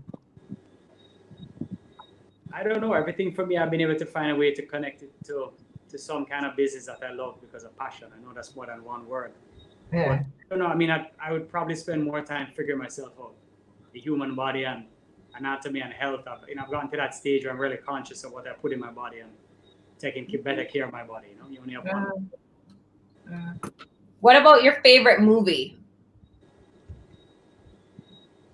I mean, my wife and I watched Top Gun the other day. We had my 10-year-old son. Gun is that's like Bounty and Beanie, right? That's just legendary stuff from legendary. Yes. What's your favorite line from Top Gun? I don't know. I don't know the whole movie. Right? I mean, Is it really your favorite, Adam? Is there an favorite. You know, That one is the Bashment movie. It is. I love. Scott Murray and I were just talking about it on Sunday. You can be my wingman anytime. You can Like, I don't know. You know, I watched Bohemian Rhapsody the other day, and I thought that was the It's story. Yeah. fantastic. I mean, I watched it, and then I made my wife watch it, and then I watched it a third time, right? Like it was Same. that. I good. watched it multiple times. The acting was just impeccable, and just the storytelling. Like guys, if you haven't watched Bohemian Rhapsody, it's really, really awesome. I love Wolf of Wall Street. I thought Wolf of Wall Street. Wolf of Wall Street was really good. Brilliant. Yeah. The whole storyline, and I just it you know, one of those movies that you like. That's interesting to watch. Fascinating. Book recommendations. Good to Great is a great book. Yes.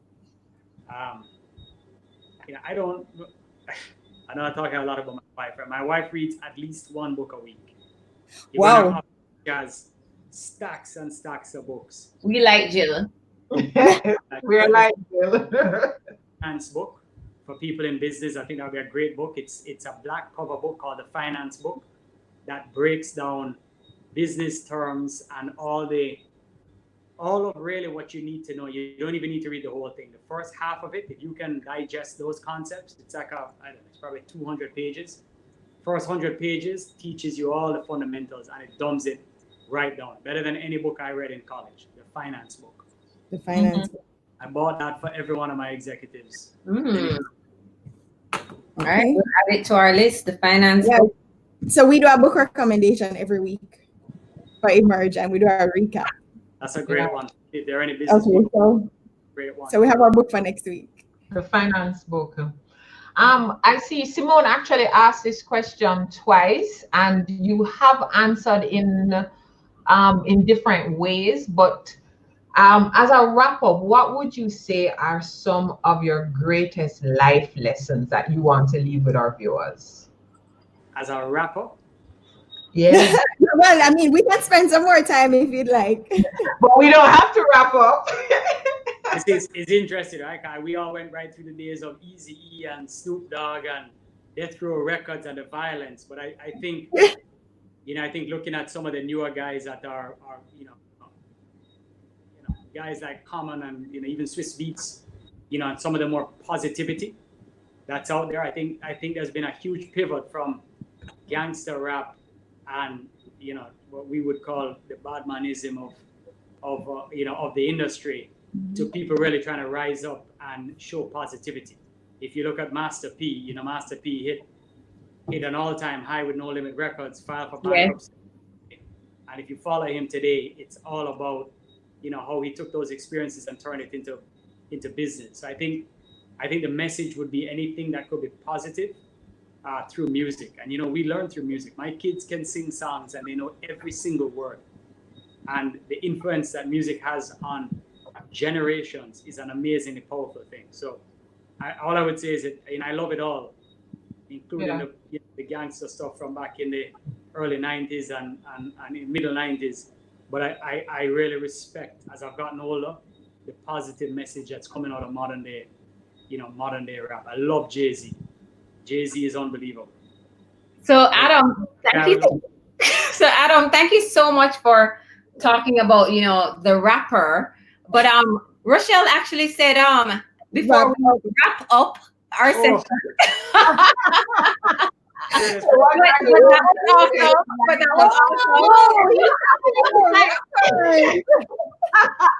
But that was fantastic. That was good. That was really, really good. You did really well. I don't even know how you answered that question. If you were authentic about the rapping, you were just moving through the rappers like. I said like a rapper. Are you like? No, so I was asking before we wrap up, what are some of your greatest life lessons? Simone actually asked that question. Adam, that was great. That was great. That really meant that you really were into the hip hop. Really into hip hop. Nice, you can edit that out.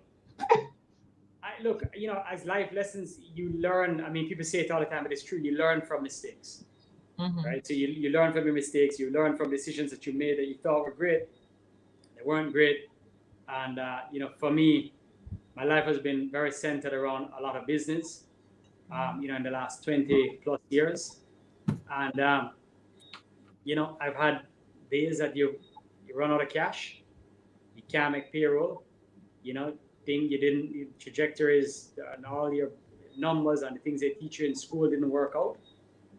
So for me, I don't, anybody can make a PowerPoint. I don't put a lot of value into a PowerPoint. I've seen people sit in meetings before and move decimal places because they don't like the look on my face, and all of a sudden, bam, $1 million appears in a spreadsheet. Not real.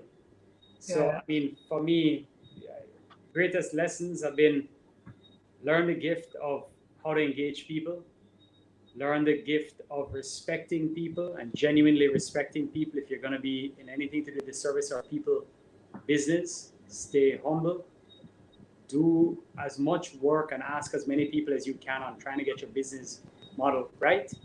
Do not fixate on something. If everyone is telling you there's something wrong with it, maybe you see something that everyone doesn't, but be humble enough to question your own self, right? Overall, and make sure that it's worth the paper that it is written on. And I think at the end of the day, keep learning.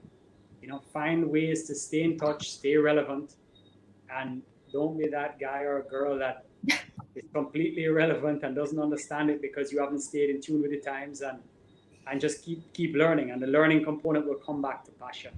So as I said at the beginning, find your gift, be true to yourself and passion, fuel yourself mentally with exercise and good food, think clearly. And when you go out there, hustle hard, outperform anybody. And when you're done with the hustle because you believe you've arrived, then retire. Because if not, somebody like me or somebody like you guys are going to overtake. Nothing is forever. I always say to people,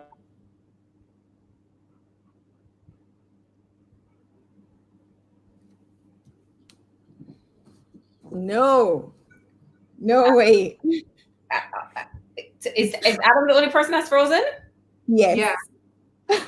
So you remember Adam was talking about connectivity. This is a connectivity This issue. is an connectivity. Okay, We're back. Totally having a telecoms crisis.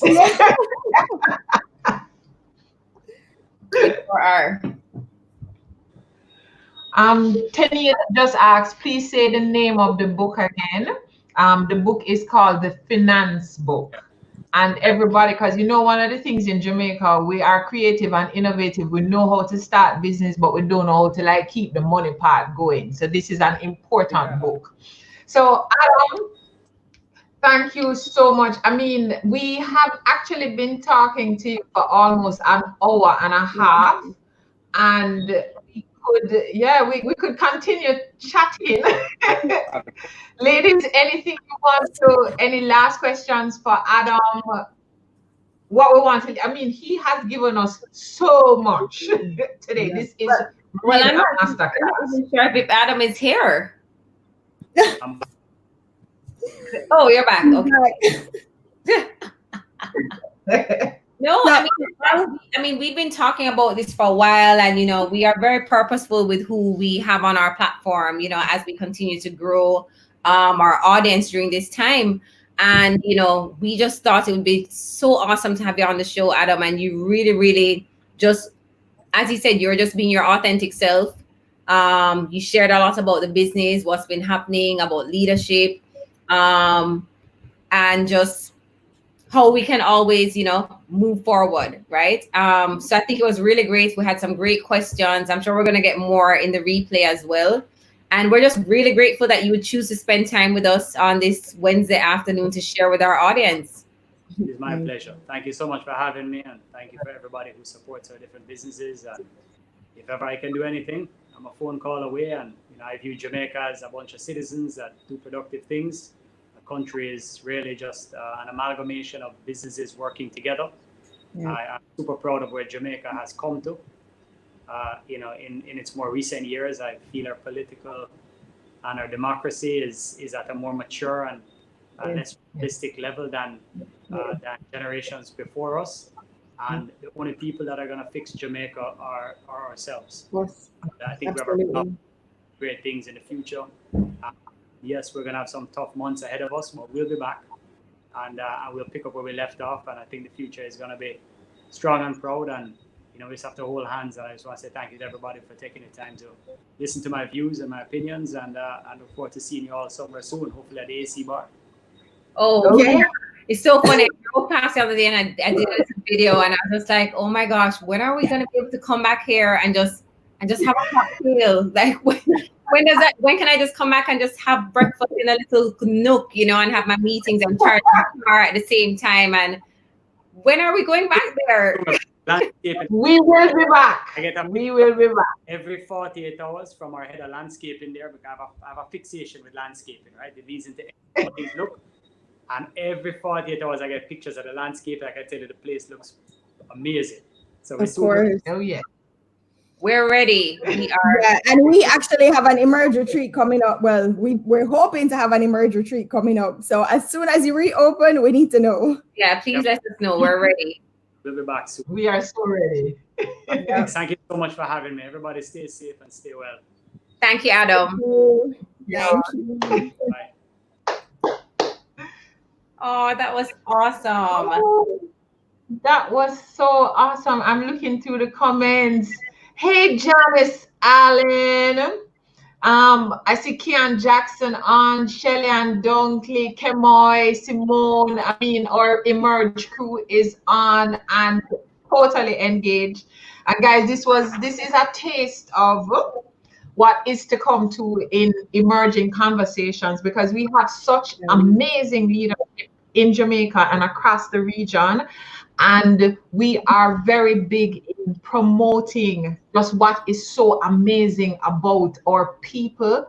We had so many nuggets today. Catherine, Yeah, I have my notes. Okay, Kathy is from bright girl in the class. And So her name is Jackie. Before Catherine gets to her amazing notes, because I know she has like a book, right? But I just want to see in the comments, in the chats, if you thought this was, great, if you got value, if you learned something new today. Let's see it in the comments. Just give us a clap, give us a fire emoji, give us a something, so that we know that you're here, that you enjoyed it, that you're still enjoying it. Because we are truly blessed to have had Adam on our show. He really dropped a lot of amazing nuggets for us and for our audience. And we are blessed to have an audience every week that tunes into us. And we are grateful that you take time out to just hang with us. So it means a lot to us to put together a show that you are learning, you are engaged, and you are entertained. Yep. Absolutely. This was awesome. If nothing else, we know for sure that Adam, one of the greatest takeaways that he gave us is that each of us has a gift, and we have to figure out what our gift is. We have to start with our gifts and our passions, and then we need to be committed, and we need to be authentic. He says 1% comes from vision and 99% comes from execution. So it's great to think about something, but if you're not going to actually implement it, then it defeats the purpose. We are the custodian of our brands. I love that. I wrote that one down, right? Yes. And we have to know the value of our brands and what are the values of our brand. He talks about evolution and the fact that we have to evolve. We have to stay relevant. We have to stay humble, keep learning, stay relevant. He talks about the fact that he hires from passion and attitude. So the question is, do you have the right attitude? When you go for, I am the same way. I hire for attitude because just like him, I believe that you can always train a skill. Same. Right? Yeah. Yep. So we have to keep evolving. We have to keep learning. And of course, we have to stay humble. Our book for next week, but he also said that the moment you start losing the humility and things say a little too big for the hustle, retire. Yep. Yeah. So good. So are we doing the finance book for next week? I think we should definitely check that one out. Okay. So, So yeah, we we weren't sure what our book was going to be. So now we have a book. Thanks, Adam. So now we get to talk. Oh, look here. We know Kimberly Spence here. Kimberly now. Here, Kimberly. Our new Wednesday night jam. Hey! Wednesday night jam. You realize that I didn't have my mimosa anymore, right? Yes, I know. A good thing it was not a real mimosa, right? It was just passion fruit juice because my son come in here and gone with my glass. Oh. I just realized he snuck in here at some point, and then I'm just looking. I'm just like, "What? Where is my mimosa?" But John knows that he's not allowed in the room on a Wednesday night. It's just good old passion fruit, guys. That's all. So our Emerge crew that you guys have been with us, you stayed with us through this, and we are drinking out of our Emerge water bottles because we are ready to emerge. So I know connectivity sometimes won't make the answer reaching fast. So life is tough. The first person who can come back with their greatest takeaway, I see Simone already come back with their greatest takeaway. We don't even ask the question. Simone says passion, execution, respect, engage, humility, learning. Simone, not even got done the question. You win. You win. She win. You win, Simone. You win. You win. You win, girl. You win. And Casita is because I love and Casita, we have to give you something to don't stop working. That's so powerful. So if you can I was actually gonna contact Casita, hear what? Since it's three of us, let's just give away the three prizes. Right? Simone gonna get, Vanessa gonna get, and Casita gonna get. Casita, yeah. All right.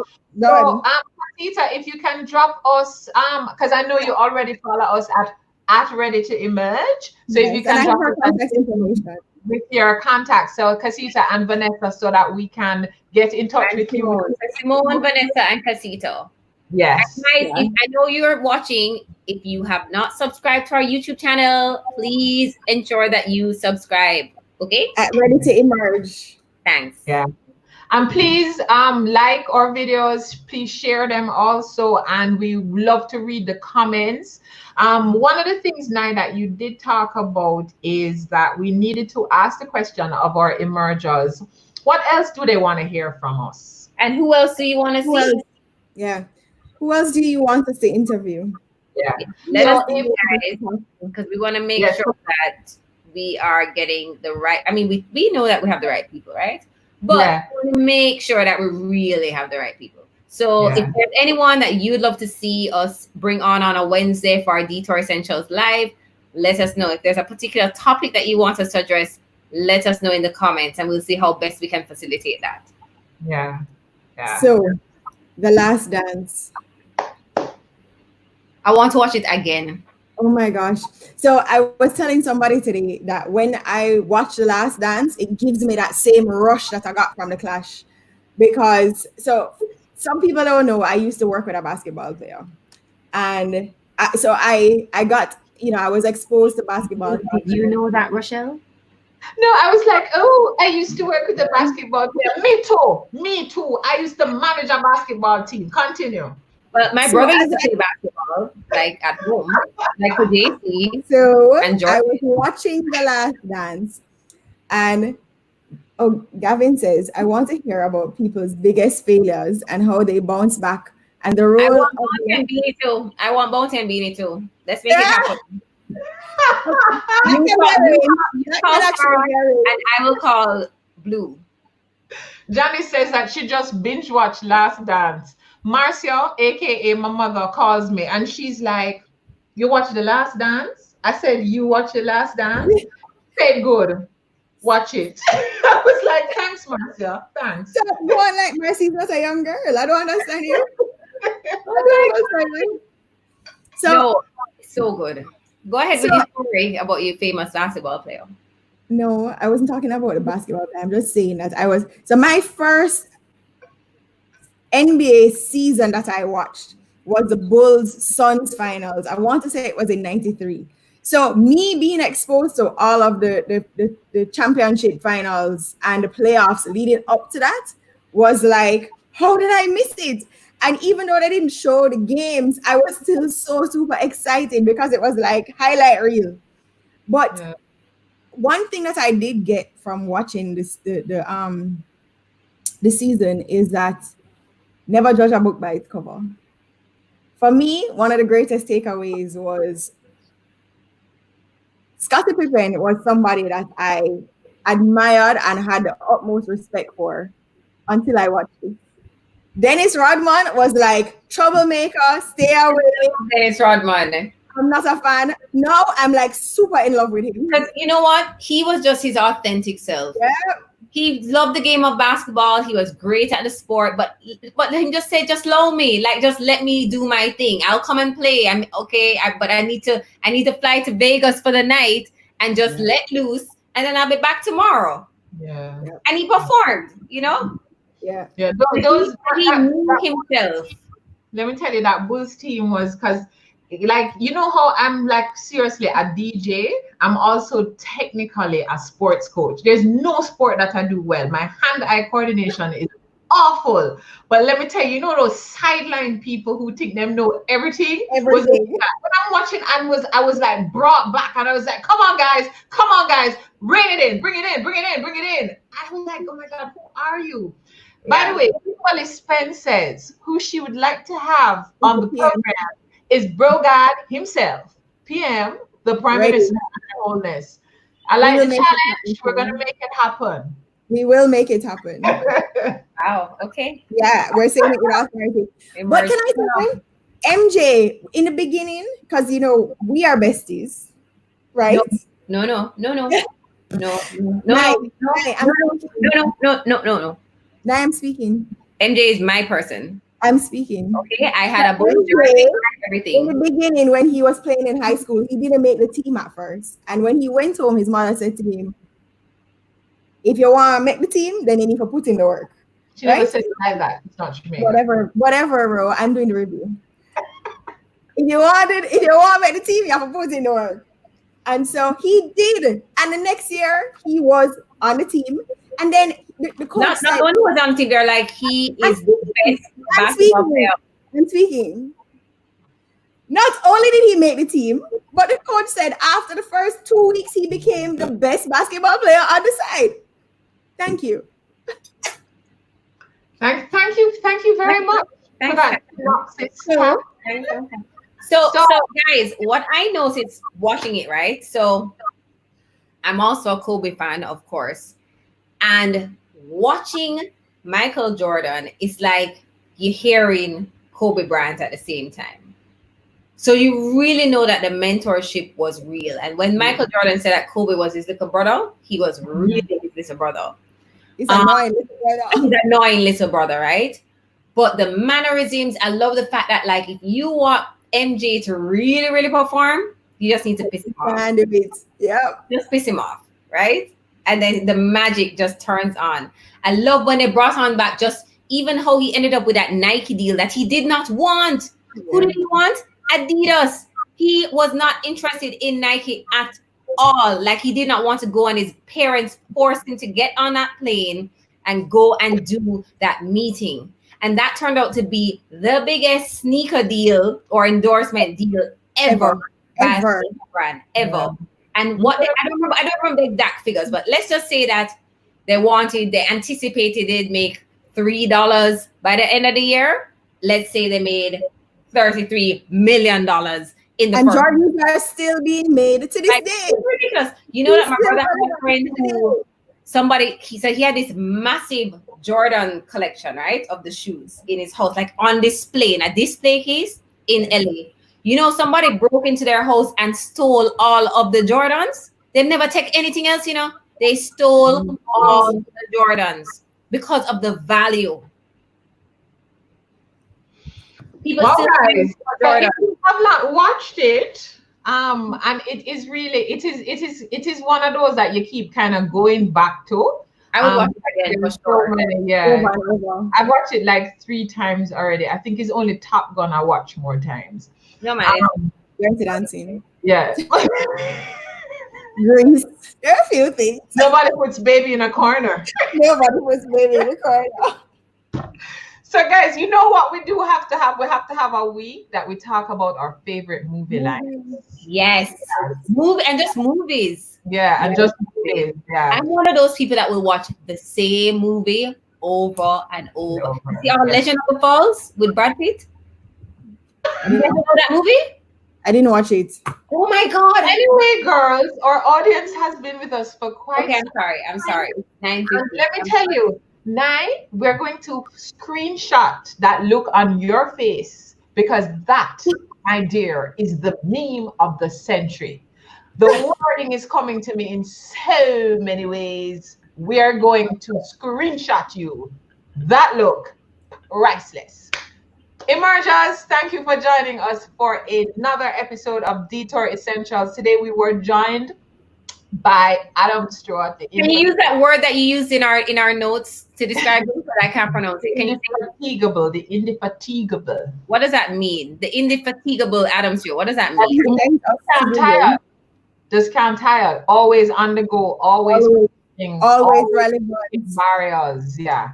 Kemoy wants to know when Richie D is coming back. Did you see our boy perform? Our DJ, you saw it here first. Remember that? Yeah, he was wondering if we knew people. This was a prelude. This was a prelude to the versus battle. Okay. Early one for versus. Yeah. I want y'all to know Richie D, when Richie D comes in, because last night Richie D was on, and if you're not following Richie D, please follow at Richie D Music. Last night, and Richie D was drawing for some souls, some 90 souls, giving him something he can feel, to let him know this love is bad. So if you're not following at Richie D, please follow at Richie D Music. He is our official DJ. I hope he knows that, but he is. He knows. You can have Richie D, as Kemoy said, he needs to tell us about his experience. Wait, but so why y'all going like we can't have Beanie and Bounty too? I'm saying we could have all of them. We could have Kurt, Beanie, Bounty, and Richie. Yeah, so nobody going like say we can't get the artists them too. So let's make it happen, guys. Like Adam, I can bring up my WhatsApp too. Like Adam, I talked to Rodney. I'm just saying, girls. I'm saying, like, I like your spirit. I like your spirit. But regardless, we're gonna have exciting guests for next week. So just stay tuned, and we'll announce that tomorrow. And you guys, you have no idea how you power us up every week. We cannot thank you enough for being a part of this journey with us, for taking this detour with us. And we just want to say big up yourself. Big up. Thank you, everybody. Thanks, guys. See you again. Have a wonderful day.